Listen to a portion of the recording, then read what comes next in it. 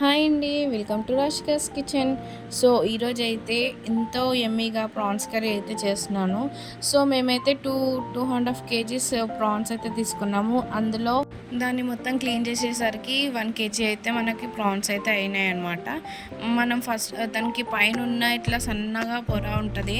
అది తీసేసుకొని మనమైతే కర్రీ అయితే వండుకోవాలి. అది తీయకపోతే మనకి కర్రీ అనేది టేస్ట్ రాదు.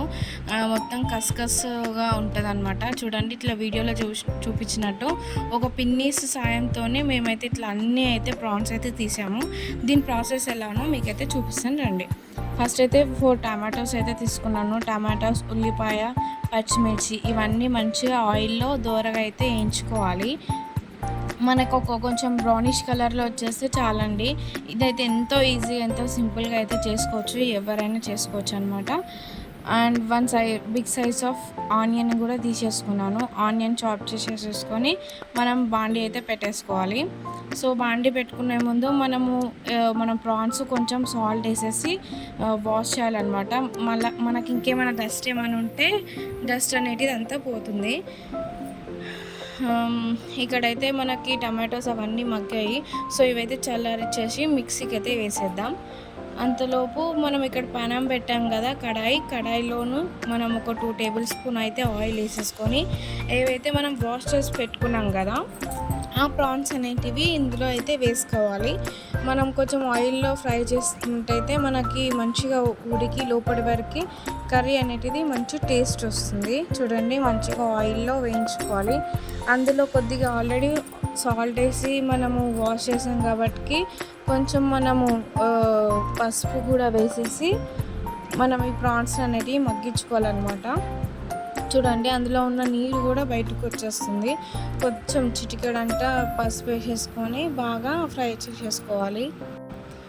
చేసుకోవాలన్నమాట. చూడండి అవి చక్కగా మనకి ఉడికినట్టయితేనే కర్రీ అనేటిది నీసు వాసన రాదు. ఇంకోటి ఏంటంటే మనకి మంచిగా కర్రీ అనేటిది మంచి ఫ్లేవర్ కూడా వస్తుంది.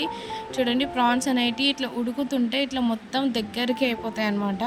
అంటే మన కర్రీ ఉడికించుకునేటప్పుడు కూడా అంత టైం పట్టదు అనమాట. ఫస్ట్ ఇందులోనే కొద్దిగా టైం టేకెన్ 15 మినిట్స్ అయితే పట్టింది నాకైతే అవన్నీ మంచిగా మగ్గేసరికి. చూడండి మొత్తం అందులో ఉన్న ప్రాన్స్లో ఉన్న మొత్తం నీరంతా మొత్తం ఎలా బయటకు వచ్చిందో, ఆ నీరు కొంచెం ఎగిరిపోయాక మనం ప్రాన్స్ అనేటివి తీసి సైడ్కి అయితే పెట్టేసుకోవాలి. చూడండి ఒకసారి నేను ముక్క చూపిస్తాను. ఆల్మోస్ట్ మొత్తం ఉడికిపోయింది, 90% ఉడికిపోయింది అనమాట ప్రాన్స్. చూడండి కర్రీలో ఒక 10% ఉడికేస్తే సరిపోతుంది. కానీ ఇందులో మనము ఆల్రెడీ ఆయిల్ కూడా వేసుకున్నాం కదా, దాని వాటర్ కూడా కొద్దిగా అయితే తీసి పెట్టుకుంటున్నాను. సో అదే బాండీలో మనమైతే ఒక 2 టేబుల్ స్పూన్ ఆయిల్ కూడా వేసేసుకొని ఇప్పుడు పోపు వేయాలన్నమాట. 2 టేబుల్ స్పూన్ ఆయిల్ వేసేసుకొని ఇప్పుడు ఏదైతే వాటర్ తీసాను కదా, ఇవి మనం పేస్ట్ కానీ సిద్ధం చేసాను పెట్టాం కదండి, అందులో కొద్దిగా వేసుకుంటే టేస్ట్ అనేది బాగుంటుంది అనమాట. ఇప్పుడు అదే బాండీలో ఆయిల్ అయితే హీట్ ఎక్కింది. చాప్ చేసుకున్న ఆనియన్స్ కూడా వేసుకోవాలి. ఇంకా జీలకర్ర కూడా వేసేసుకొని మనం ఆనియన్స్ అనేటిది బ్రౌనిష్ కలర్ వచ్చేంత వరకు కొద్దిగా లో ఫ్లేమ్లో పెట్టేసి వేయించుకోవాలి. 1 టేబుల్ స్పూన్ అల్లం వెల్లుల్లి పేస్ట్, ఇది కూడా మంచిగా పచ్చివాసన అంతా పోయేంత వరకు బాగా వేయించుకోవాలన్నమాట. మనకి పచ్చివాసన అంతా పోయే వరకు వేయించుకున్న తర్వాత కరివేపాకు వేసుకోవాలి. కరివేపాకు కొంచెం చిటికెడంత పసుపు వేసుకొని బాగా కలుపుకోవాలి. నేనైతే ఫస్ట్ మిక్సీ పట్టేసి పెట్టుకున్నాను టమాటోస్ పేస్ట్, అదైతే ప్యూరీ అయితే వేస్తున్నాను.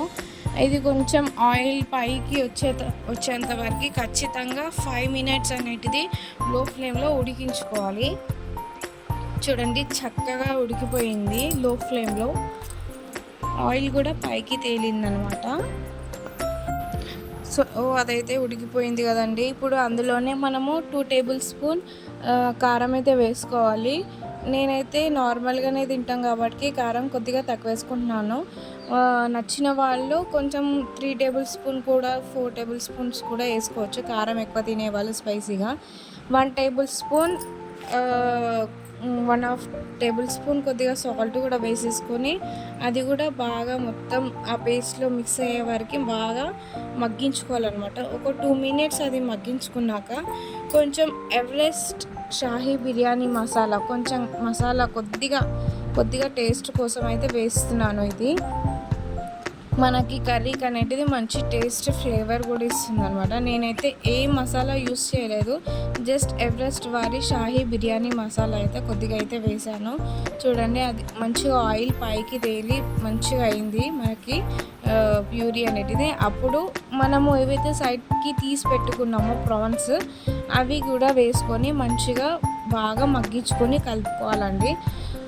మీకైతే వీడియోలో చూపించడం మర్చిపోయాను, ఇందులో కూడా కొద్దిగా కసూరి మేతి కూడా వేసుకోవాలన్నమాట టేస్ట్కి. చాలా అంటే చాలా బాగుంటుంది. అండ్ దాని తర్వాత ధనియాల పొడి, జీలకర్ర పొడి కూడా వేసుకొని మనము కర్రీని అనేది బాగా కొంచెం ఫ్రై లాగా కావాలంటే ఫ్రై కూడా ఇలా చేసుకోవచ్చు. కొద్దిగా గ్రేవీ టైప్ కావాలి అని అంటే కొంచెం వాటర్ కూడా వేసుకోవచ్చు అండి. మేమైతే ఇట్లా కొద్దిగా దగ్గరికి చిక్కగా అయితే చేసుకున్నాము ఫ్రై లాగా. కొంచెం కొత్తిమీర వేసుకొని మళ్ళీ కొద్దిసేపు ఒక 5 మినిట్స్ అలా మగ్గిస్తూ ఉండాలి. మనం లో ఫ్లేమ్లో పెట్టుకొని కర్రీని చేసుకోవాలన్నమాట, ఎందుకంటే ఆల్రెడీ ప్రాన్స్ ఉడికిచ్చేసాము కాబట్టి ఆయిల్లో. చూడండి, నేనైతే కొద్దిగా ఒకటి చిన్న గ్లాస్ వాటర్ అయితే పోసుకున్నాను అనమాట, కొద్దిగా లైట్గా అయితే పోసుకున్నాను. సో ఫైనల్ ఇదండి, మన వేడి ప్రాన్స్ కర్రీ అయితే రెడీ అయిపోయింది. ఇది చపాతీలోకి ఎందులో కన్నా తినొచ్చు, సూపర్ ఉంటుంది. Thank you for watching.